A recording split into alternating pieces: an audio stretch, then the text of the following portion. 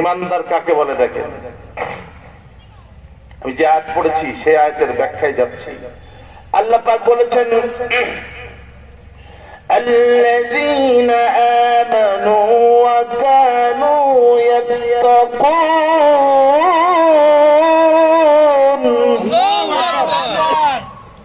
তারাই আল্লাহর বন্ধু যারা ঈমান আনে এবং আল্লাহকে ভয় করে। আল্লাহর বন্ধু হতে হলে কয়টা কাজ? দুইটা। ঈমান আনতে হবে আর সব জায়গায় আল্লাহর ভয় আনতে হবে। অন্তরের মধ্যে আল্লাহর ভয় থাকতে হবে। আল্লাহর ভয় যদি অন্তরের মধ্যে থাকে, অফিসার টেবিলের নিচ দিয়ে ঘুষ নিতে পারবে না। ঠিক না? ঠিক। আমি মাদ্রাসার কাজে গেলাম, ঢাকা মাদ্রাসা বোর্ডে, রমজান মাসে এখন ফাইল জমা দিচ্ছি। আমার কাছে হুজুর, হুজুর মানুষ কেমনি করে বুঝাবো? ফাইলের তো হাত পাও নাই গো, ফাইলের তো হাত পাও না যে একাই নড়বে, ওকে নড়াইতে হয়, আর নড়াইতে হলে কিছু দিতে হয়। বিপদে পড়লাম তো। রমজান মাস রোজা রাখছি, হুজুর আমি হাত দিয়ে নেবো না, আমু রোজা। দয়ের ছাড়তে দেখাই ওখানে দেন। আমি বললাম আমু রোজা, আমি তো হাত দিয়ে দেবো না, কাজও হবে না। তাহলে ফাইল পড়ে থাক, আপনি যান। যদি আল্লাহ ভয় থাকতো, রোজা রাখা অবস্থায় দয়ারে খাপ করতে পারতো না যে এখানে দিয়ে দাও। আজকে আল্লাহর ভয় নেই। আল্লাহর ভয় আনতে হবে অন্তরের মধ্যে। আল্লাহর ভয় আনলেই সেই ইমানদার। فلا تخشوهم واخشوني। আল্লাহ বলেছেন পৃথিবীর কাউকে ভয় করো না, আমাকে ভয় করো। কাউকে ভয় করো না, আমাকে ভয় করো।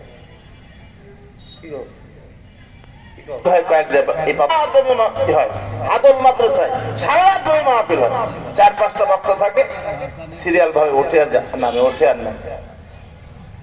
এই ঘুম আসতেছে তো ফেরাউনের কাছে গিয়ে বলছে তার কাজের মেয়ে, আব্বা সর্বনাশ হয়ে গেছে। কি?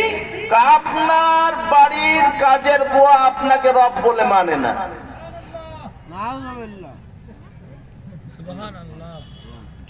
কোথায় মানে না? ডাক মাস্তাকে ডাকা হল, মাস্তা আমি রব না, আমি তো রব না। মাস্তা বলছে না, আপনি তো রবই না, আপনি কিচ্ছুই না, আপনি একটা আল্লাহর দুশমন। সুবহানাল্লাহ বলেন। রাষ্ট্রপতির কাছে গিয়ে যে রাষ্ট্রপতির দুর্নাম করা হয়, রাষ্ট্রপতিকে খাতর করবে। কিন্তু যারা বুদ্ধিমান তাদের যদি দোষ কেউ ধরে দেয় সে খুশি হয়। ঠিক না? ঠিক বলে। ইমাম গজ্জালী রাহমাতুল্লাহ আলাইহি, শেখ সাদি রাহমাতুল্লাহ আলাইহি বলেছেন, আমাকে যে টাকা দেয়, যে সম্পদ দেয়, সে আমার প্রকৃত বন্ধু নয়। আমার প্রকৃত বন্ধু সেই যে আমাকে একটা ভুল ধরে দেয়। আমি মাহবুবও তাই বলি, যে আমাকে একটা ভুল ধরে দেয় সেই আমার প্রকৃত বন্ধু। আমি রাগ করি না, মোটেও রাগ করি না, কারণ নিজের ভুল নিজে ধরা মুশকিল। কেউ যদি আমাকে ধরে দেয় আমি খুশি হই, জানা না থাকলে জানার চেষ্টা করি। আমি আমার কাছে বই না থাকলে ওস্তাদদের শরণাপন্ন হই, শিখতে হবে, তাই না? আমার ভাইয়েরা, ফেরাউন বলতেছে আনা রাব্বুকুমুল আলা, আমি তোমাদের বড় রব। মাস্তা বলতে তুমি কিছুই না, তুমি জিরো। তুমি কি? জিরো। তুমি জিরো। আর তোমার বাড়িতে একজন আসছে, তিনি হবেন হিরো। তিনি কে? মুসা আলাইহিস সালাম। লা ইলাহা ইল্লাল্লাহু মুসা কালিমুল্লাহ। মুসা কালিমুল্লাহ, আল্লাহর সাথে কথা বলেছে, কিন্তু আল্লাহকে দেখে নাই। আল্লাহকে বলেছিল রব্বি আরিনি, আল্লাহ আমি তোমাকে দেখবো। আল্লাহ বলে লান তারানি, কখনো আমাকে দেখতে পাবে না। তুমি না, আমার বন্ধু যতদিন আমাকে না দেখবে ততদিন কেউ দেখবে না। শুধু আমার বন্ধুই না, আমার বন্ধুর উম্মতরা যতদিন আমাকে না দেখবে, অন্য পয়গম্বর উম্মতরা আমাকে দেখতে পাবে না। শুধু তাই না, আমার বন্ধুর উম্মতরা যতদিন জান্নাতে না যাবে ততদিন অন্য পয়গম্বররা পর্যন্ত জান্নাতে যেতে আমরাই সেই উম্মত। যারা বলে সুবহানাল্লাহ। এই উম্মতের দাম অনেক, কিন্তু উম্মত নিজের দাম নিজে আজকে নষ্ট করে দিচ্ছে। ঠিক না বেঠিক? তাহলে তুমি কি বলো মাস্টার? মাস্টার বলছে আল্লাযী রাব্বী ওয়া রাব্বুকা ওয়া রাব্বুল আলামিন। আল্লাহু আকবার। আমার রব, তোমার রব, তোমার বেটির রব, তোমার সাই গোষ্ঠীর রব হলেন আল্লাহ। তামাম জাহানের যিনি রব তিনি আসল রব। ঠিক না বেঠিক বলেন? আমাদের রবকে আল্লাহ কয়জন? প্রমাণ আল্লাহ পাক হায়াত তাইয়্যিবা দান করুন। বলেন বিসমিল্লাহির রহমানির রহিম।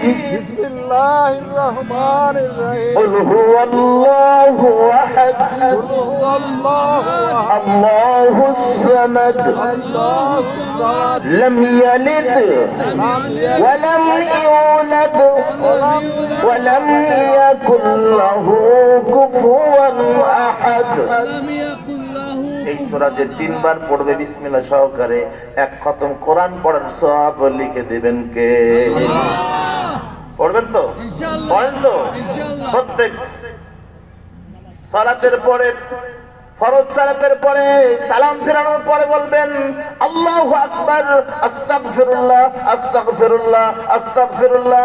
এরপর আয়াতুল কুরসি পড়বেন। আল্লাহর নবী বলেছেন, হাদিসে কুদসির মধ্যে আসছে, ফরজ সালাতের পরে যদি কেউ আয়াতুল কুরসি পড়ে মরার সাথে সাথে আল্লাহ তাকে জান্নাতের মেহমান করে দেবে। আয়াতুল কুরসি পড়বেন, চলছেন আল্লাহুম্মা গফিরলি, আল্লাহ তুমি আমাকে মাফ করে দাও। কবর দেখলেন, আসসালামু আলাইকুম ইয়া আহলাল কবর, মোটটুকু না পড়লে এইটুক পড়ে অন্তত ফাতিহা শরীফ, ইখলাস শরীফ পড়ে বলেন আল্লাহ ফাতিহা তওবাগুলো কবরবাসীদের উপর বখশিশ করে দাও। কিন্তু আমি দেখেছি অনেক মানুষ কবরের পাশ দিয়ে যায়, মোবাইলে এমন গান দিছে, ওরে আল্লাহ, কানের মধ্যে 2টা কি যেন ঢুকাইছে, কি কয় ইয়ারফোন, লতা। এই বাচ্চারা ভালো জানে, আজকে বড়দের চাইতে বাচ্চাগুলো মোবাইল টানে বেশি, এরা বেশি মোবাইল সম্পর্কে অভিজ্ঞ, এরা মোবাইল বৈজ্ঞানিক। আমার বাচ্চাকে মোবাইল না দিয়ে গেম না দিলেও ভাতই খাতে দেয় না। মা মোবাইল সামনে দেয় আর ও মোবাইল দেখে, আর মা ভাত তুলে তুলে খায়। ও বড় হলে কি হবে? ও মোবাইলের পাগল হবে, মানুষের পাগল হবে না, আল্লাহর পাগল হবে না, ও মোবাইলের পাগল হবে। এই জন্য লেখাপড়া আছে কোন দিকে যাচ্ছে? মোবাইল দিয়ে, বাচ্চাদের কাছে মোবাইল দিয়ে। আজকে তো আমি তো শিক্ষক মানুষ, আজ 28 বছর আমার শিক্ষকতা পেশা, ক্লাসে। আর এখন তো যে কায়দায় ক্লাস নিতে হচ্ছে, এই যে 7 দিন ট্রেনিং দিলাম, স্যার দিয়েছেন আপনারা? আমার তার টিচাররা দিয়েছে। আইরে ট্রেনিং গো, ট্রেনিং এর ট্রেনিং হিজরতের নিয়ে আসছে বইয়ের মধ্যে। ঠিক না বেঠিক বলে? ওইটা না আইনে একটা নবীর জীবনী আনা যাইতো না, একটা সাহাবীর জীবনী আনা যাইতো না? তুমি হিজরতের জীবনী আনে লাভ। কোথায় নিয়ে যাচ্ছে আমাদের? জাগতে হবে, ঘুমাইয়ে থাকার সুযোগ নাই। ঘুমিয়ে ঘুমিয়ে কাটাবে ক বছর, মরে একদিন লাগবে। ঠিক না বেঠিক বলেন? ফেরাউন বলতেছে, মাস্টার তুমি যদি আমাকে রব বলে দাবি না করো, এমন শাস্তি দিব যেই শাস্তি পৃথিবীর কাউকে কেউ দেয় নাই। কি শাস্তি দিবে? মেরে ফেলবে তো? শুনে রাখো, আমি মুসলমান, আমি মুসলমান, আল্লাহকে ছাড়া কাউকে ভয় করে না। মুসলমান আল্লাহর সামনে ছাড়া কারোর সামনে মাথা নত করে না। মুসলমান আল্লাহ ছাড়া কাউকে পরোয়া করে না। আমি মুসলমান, আমাকে যদি মেরে ফেলে দাও, শুনে রাখো মরার সাথে সাথেই আল্লাহ আমার জন্য জান্নাতের দরজা খুলে দেবে। মারবা মারো। ফেরাউনের এক মন্ত্রী ছিল, টাকি মন্ত্রী, তার নাম হলো হামান। হামান বলা হয় টাকি মন্ত্রী। ওর মাথায় চুল ছিল না, সাত খালি। টাকি মন্ত্রী ও এসে বলছে, খোদা যে তেল মারতে পারে তার প্রমোশন বেশি হয়, ঠিক না ঠিক? বর্তমান বিশ্বে, আমার দেশের কথা বলছি না, বর্তমান বিশ্বের কথা বলতেছি। যে তেল মারতে পারে তার প্রমোশন তাড়াতাড়ি হয়। তেল মারেন মানুষের, ওই তেল মেরে লাভ নাই, পরকালে না থাকতে হবে। কয়দিনের জীবন? টাকা পাচার করতে করতে করতে করতে করতে করতে বাংলাদেশের টাকা আজকে বাংলাদেশ শূন্য কোঠায় পড়ে গেছে, ঠিক না বেটি বলেন? আমার ভাইয়েরা, আমাদেরকে বলা হয় যে হুজুর আপনারা তো স্বাধীনতার পক্ষে ছিলেন না। আমি মুক্তিযোদ্ধা পরিবারের একজন সন্তান, আমি মাহবুব মুক্তিযোদ্ধা পরিবারের সন্তান। আমি যেই মাহফিলে যাই সকল মুসলমান মুক্তিযোদ্ধাদের জন্য দোয়া করি, আমি ভাষা সৈনিকদের জন্য দোয়া করি। আমার ভাইয়েরা, যারা ওয়াজ নসিহত করে আলেম ওলামা, খুঁজে দেখেন তো কোন আলেম ওলামার টাকা বিদেশে পাচার হয়েছে কিনা? দেশকে যদি সবচাইতে বেশি ভালোবাসে, এই দেশকে যদি সবচাইতে কেউ ভালোবাসে, একমাত্র আলেম ওলামারাই বেশি ভালোবাসে, ঠিক না বেঠিক বলেন? ঠিক না বেঠিক বলেন? ইন আল উলামা ওয়ারাসাতুল আম্বিয়া, আলেমরাই হলো নবীদের ওয়ারিস। আলেমরা নবীদের ওয়ারিস। কি যাচ্ছে? ট্রেন, ট্রেন যাক, ট্রেন দিয়ে একটা উদাহরণ দিব। কথার ফাঁকে ট্রেন আসছে, আমার উদাহরণে চলে আসছে। সুবহানাল্লাহ বলেন। আল্লাহু আকবার, আল্লাহু আকবার, আল্লাহু আকবার। কয়টা লাইনের উপর দিয়ে গেল? কয়টা লাইন? বগি কয়টা? 11টা। ইঞ্জিন কয়টা? একটা। এইবার শোনেন, ট্রেন চলে গেল, মনেও এসে গেছে। আমার ভাইয়েরা, মনে করেন আমরা হলাম বগি, ইঞ্জিন হলো মুহাম্মদ রাসূলুল্লাহ সাল্লাল্লাহু আলাইহি সাল্লাম। আমরা হলাম বগি, মুহাম্মদ সাল্লাল্লাহু আলাইহি সাল্লাম ইঞ্জিন। ইঞ্জিনের সাথে একটা জ্যাক আছে, এরকম আছে কি নাই? আর প্রত্যেক বগির সঙ্গে এরকম জ্যাক আছে। জ্যাক না থাকলে যাবে? যাবে না। আমার ভাইয়েরা, বিশ্বনবী হলো ইঞ্জিন, আমরা হলাম বগি। ইঞ্জিনের সঙ্গে বগির যদি জ্যাক থাকে, আপনি ট্রেনে উঠবেন, উঠলে খালি হাতে উঠা যাবে না, আগে টিকিট কাটতে হবে, নইলে অপমান হওয়ার সম্ভাবনা আছে, জেলে যাওয়ার সম্ভাবনা আছে, আছে কি নাই? টিকিট লাগবে, ঠিক না বলেন? আমার ভাইয়েরা, টিকিট যদি অন্তরের ভিতরে টিকিট থাকে, আমি যদি মুসলমানিত্ব অর্জন করে যেতে পারি, আর রাসূলের সঙ্গে যদি আমার কানেকশন থাকে, কিয়ামতের দিন আল্লাহ নবী ট্রেনে আমাদের জান্নাতে পৌঁছায় দেবে। নবী ইঞ্জিন, আমরা বগি। কোরআন হাদিস দুইটা লাইন, কোরআন হাদিস দুইটা লাইন। এই রেল থেকে একটা মানুষ যদি চিন্তা করে, ব্রেন খাটায়, ওই রেলগাড়ির ট্রেন দেখে, ইঞ্জিন দেখে, বগি দেখে, লাইন দেখে, সে আল্লাহর গোলাম হয়ে যেতে পারে। শিক্ষা হবে সব জায়গায়, খালি খুঁজে বের করতে হবে, ঠিক না বেঠিক বলেন? আমার ভাইয়েরা, হামান বলল, বড় একটা ডেকচি জোগাড় করো, ডেকচির মধ্যে তেল দাও, আগুন দাও ডেকচির মধ্যে। তেল যখন টকবক টকবক করে ফুটবে, তখন মাছটাকে আর মাছটার দুইটা সন্তানকে তেলের মধ্যে ফেলে হত্যা করব। নাউজুবিল্লাহ। আমার ভাইয়েরা, আমার ভাইয়েরা, ঈসা আলাইহিস সালামের যুগে এরকম একটা বিরাট ঘটনা ঘটে গেছে। আমি সেদিকে যাচ্ছি না, সময় কম। আমার ভাইয়েরা, মাস্টার করেছিল একটা সন্তান দুগ্ধপোষ্য, মানে দুধ খাই তখন, ছোট্ট বাচ্চা। আমার ভাইয়েরা, মায়ের চাইতে মহব্বতের জিনিস এই পৃথিবীতে আর কেউ নাই, ঠিক না বেঠিক বলেন? মায়ের পেটে যখন সন্তান আসলো, যখন টের পাইল মা আমার পেটে সন্তান আসছে, মা কেমনি করে টের পাই? এখন নেই, পরীক্ষা নিরীক্ষা করে বোঝা যায়। আগে তো আজ থেকে 30-40 বছর আগে পরীক্ষার ব্যবস্থা ছিল না, ঠিক না বেঠিক বলেন? আজ থেকে 30-40 বছর আগে সিজার ছিল না। আর এখন ডাক্তারের কাছে গেলে কাটো, মহিলারা বলে প্রসব বেদনা সহ্য করতে পারবো না, পেট কাটি সন্তান বাই করো অজ্ঞান করে। এটা একটা জীবন্ত মরণ। সিজার করা ওই মহিলার জন্য একটা জীবন্ত মরণ। আর ডাক্তাররা ক্লিনিক খুলে বসে আছে, নরমাল ডেলিভারি করার সুযোগ থাকা পরেও বলে পানি শুকায় গেছে, বাচ্চা উল্টাই আছে, সিজার না করলে বাচ্চা মরে যেতে পারে। ঠিক না বেঠিক বলে? আহারে, টাকা কামায় ধান্দা কত ভাবে মিথ্যা ভাবে যে করতেছে, ভয় নেই আল্লাহ। আমি যে আয়াত পড়ছি ওই আয়াতেরই কিন্তু ব্যাখ্যায় আলোচনাগুলো আসছে।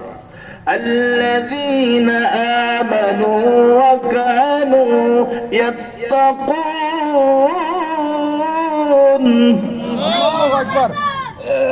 আল্লাহর বন্ধু তারাই যারা ঈমান আনে এবং আল্লাহকে ভয় করে। কথার সাথে আয়াতের সাথে মিল হচ্ছে ওয়াজের। আমার ভাইয়েরা, মাস্তা বলতেছে তেলের মধ্যে ফেলবে, তাতে আমার কোনো ভয় নেই, কারণ মরণ তো একদিন হবেই। মাস্টার কোলে ছিল ছোট্ট বাচ্চা, দুধ খেতে ছিল। ফেরানের লোকজন ওই বাচ্চাটা এনে তেলের মধ্যে দিল, ফেলাইয়া টকবকে তেলের মধ্যে ফেলে দিলে কি হয়? মায়েরা ভালো জানে, অনেক সময় কই মাছ কোটার পরেও তেলের পাশে দিলে লাভ পড়ে, নড়াচড়া করে, ঠিক না? কিন্তু কিছুক্ষণ পর আর নড়াচড়া করে না, ভাজি হয়ে যায়। তো মাস্টার ছোট্ট বাচ্চাটা তেলের মধ্যে ভাজি হয়ে গেল, শেষ হয়ে গেল। এরপরে মাস্টার আরেকটা সন্তান ছিল, হাঁটতে পারে, ওই সন্তানটাকে আনা হলো, ওই সন্তানটাকে এনে তেলের মধ্যে ফেলে দেওয়া হলো। ওই সন্তানটাও ইন্তেকাল করে তেলের মধ্যে। এবার মাস্টার পালা। ফেরাউন বলে, মাস্টার এবার তোকে ফেলে দেব তেলের মধ্যে, তোর কোন শেষ আকুতি থাকলে বল। দেখবেন ফাঁসির আসামিদের বলা হয় শেষ কোন ইচ্ছা থাকলে বলো, পূরণ করার চেষ্টা করব। তো ফেরাউন করছে তোর কোন শেষ ইচ্ছা থাকলে বল। তো মাস্টার বলতেছে আমার শেষ ইচ্ছা একটা আছে। কি? কয় আমাকেও তো মেরে ফেলবে যদি আল্লাহ পাক তোর হাতে আমার মরণ রাখে, আর যদি তোর হাতে মরণ না রাখে তাহলে মারতে পারবি না। ঠিক না? ঠিক। এর নাম হলো ইমানদার। এর আল্লাহকে ভয় করেছে কেমনে দেখেন, আল্লাহকে ভয় করেছে, জীবন চলে যায় যাক, বাতিলের কাছে মাথা নত করে নাই। মাস্টার বলতেছে একটাই আবদার, আমিও যদি আমাকেও মেরে ফেলো তাহলে আমার দুইটা সন্তানের হাড্ডি গুলা আর আমার হাড্ডি গুলো এক কবরের মধ্যে দাফন করে দিও। তিনটা কবর খুঁড়ো না, একটা কবরের মধ্যে দিয়ে দিবা। আচ্ছা ঠিক আছে। এইবার ফেরাউন বলছে মাস্টার দুইটা সন্তানকে তোর চোখের সামনেই হত্যা করলাম, তোরকে মায়া লাগলো না? মাস্টার বলতেছে মায়া লাগলেও আমার অন্তরে আনন্দিত, কারণ আমার সন্তানরা আমার আগেই জান্নাতে ঢুকে গেছে। সুবহানাল্লাহ। ওয়ালা তাকুলু লিমান ইউকতালু ফি সাবিলিল্লাহি আমওয়াত বাল আহইয়াউ ওয়ালাকিন লা তাশউরুন। আল্লাহ বলছেন আমার রাস্তায় যারা নিহত হয় তাদেরকে মৃত বলো না, বরং তারা জীবিত, বরং তারা জীবিত। অন্য আয়াতে আছে শুধু জীবিতই না, ওদের কবরে আমি আল্লাহ রিজিক পর্যন্ত দেই, জান্নাতে খাবার পাঠাই দেই কবরের মধ্যে। সুবহানাল্লাহ বলেন।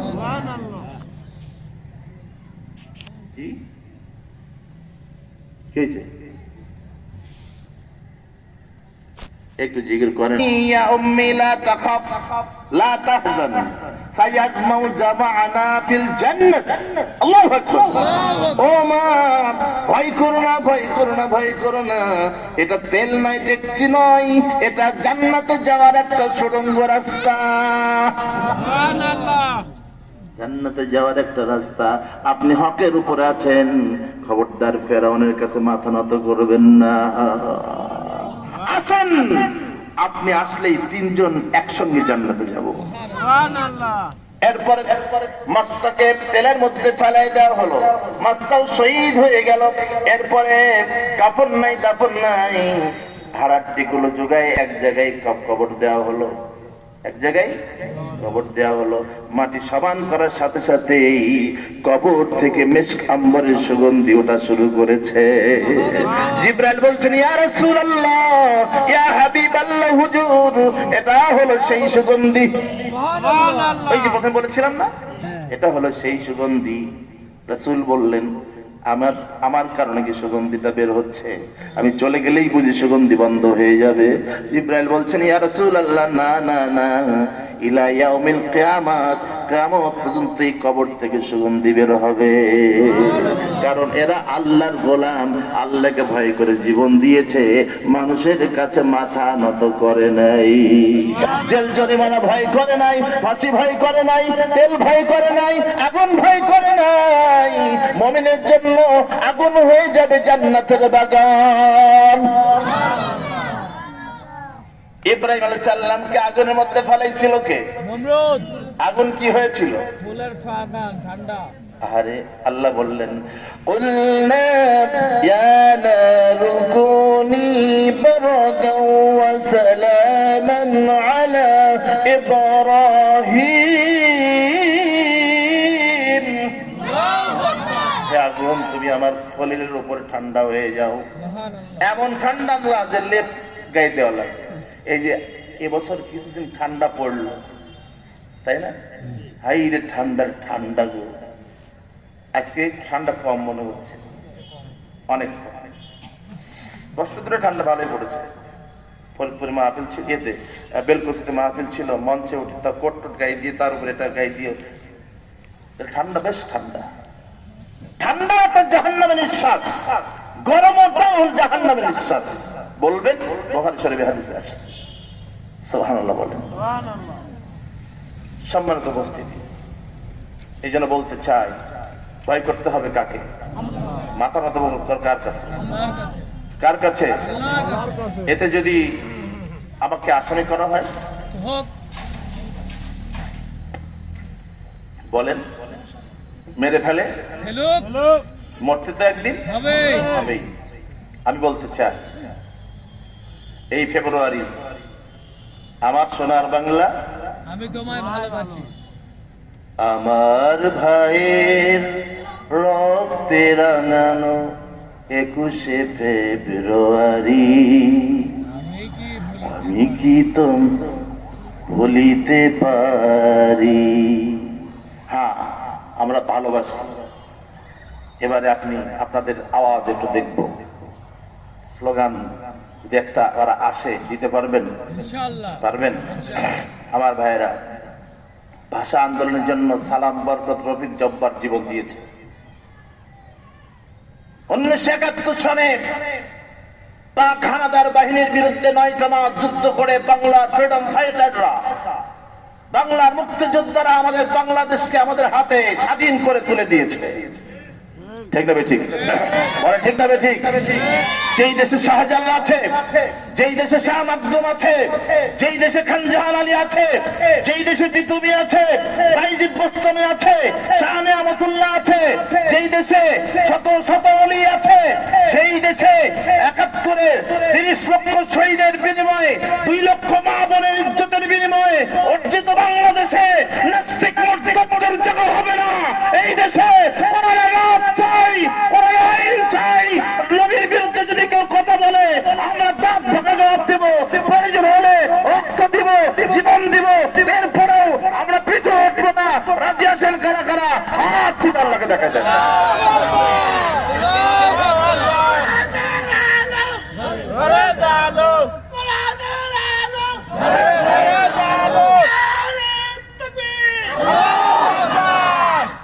আবার ভাইরা, জাগতে হবে, অন্তরকে জাগাতে হবে। মুক্তিযোদ্ধার চেতনার সাথে সাথে আল কোরআনের পুরোপুরি চেতনা অন্তরের মধ্যে ঢুকে আমাদেরকে ভয় করলে চলবে না।